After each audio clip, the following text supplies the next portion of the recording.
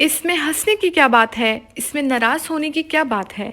जब हमें ऐसे सेंटेंस बोलने हो तो हम एक फ्रेज़ यूज़ करते हैं व्हाट इज़ देयर। स्ट्रक्चर बहुत सिंपल है, पहले आप लिखेंगे व्हाट इज़ देयर, उसके बाद आप टू प्लस वर्ब की बेस फॉर्म लगाएंगे जिसे हम इन्फिनेटिव कहते हैं। कुछ एग्जाम्पल्स देखते हैं। What is there to laugh, इसमें हंसने की क्या बात है। यहाँ हमने व्हाट इज़ देयर के बाद टू लाफ एक इन्फिनेटिव लगा दिया according to the structure. Next sentence है what is there to cry, इसमें रोने की क्या बात है। What is there to be upset, इसमें परेशान होने की क्या बात है। इसमें इतना लड़ने की क्या बात है। इसकी ट्रांसलेशन आप मुझे कमेंट सेक्शन में बताएंगे और वीडियो अच्छी लगी है तो वीडियो को लाइक करें। स्माइल की पार्ट ऑफ स्पीच है नाउन। अगर ये नाउन है तो दैट मीन्स मुस्कुराहट, और अगर ये एक वर्ब है तो इसका मतलब मुस्कुराना। कुछ सेंटेंसेस देखते हैं। She has a nice smile, यहाँ पे ये नाउन है स्माइल क्योंकि इससे पहले एडजेक्टिव रखा हुआ है और एडजेक्टिव हमेशा नाउन को मॉडिफाई करता है। तो जब कभी स्माइल एज अ नाउन काम करेगा तो हमने कोई प्रपोजिशन नहीं लगानी। Next sentence, he smiled at her.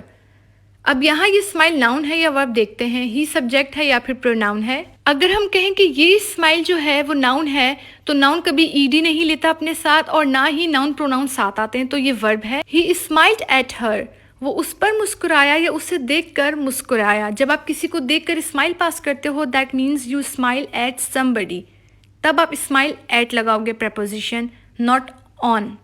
Next sentence, he smiled, simple sentence है कि वो मुस्कुराया। वो किसी पर नहीं मुस्कुराया या किसी को देखकर नहीं मुस्कुराया।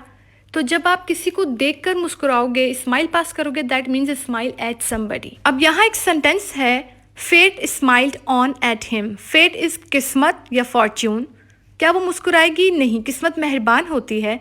तो यहाँ एट ना होके ऑन प्रपोजिशन लगेगा। When fate smiles on you, that mean you are lucky, good things happen to you. किस्मत आप पर मेहरबान है, तो यहाँ ऑन प्रपोजिशन लगेगा। मेरा तुमसे कोई लेना देना नहीं है, मेरा उससे कोई लेना देना नहीं है। ऐसे सेंटेंसेस हम बहुत बोलते हैं इंग्लिश में। इसके लिए हम एक फ्रेज लगाते हैं, nothing to do with. Structure देखते हैं। सबसे पहले आप सब्जेक्ट रखेंगे।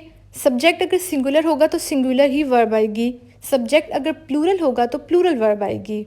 उसके बाद आप कहेंगे nothing to do with, and after that कोई भी प्रोनाउन, नाउन या फिर जेरेंट आएगा। जेरेंट क्या होते हैं? वर्ब पे जब हम आईएनजी लगाते हैं तो वो जेरेंट बन जाते हैं। एग्जाम्पल देखते हैं, I have nothing to do with you, मेरा तुमसे कोई लेना देना नहीं है। यहाँ आई सब्जेक्ट था, उसके अकॉर्डिंगली मैंने हैव लगाया, फिर नथिंग टू डू विद और उसके बाद कोई प्रोनाउन आ गया। बहुत सिंपल सा स्ट्रक्चर है इनका। Next sentence, she has nothing to do with money, उसका पैसों से कोई लेना देना नहीं है। यहाँ हमने शी के साथ हैज़ लगा दिया और मनी एक नाउन था, तो she has nothing to do with money.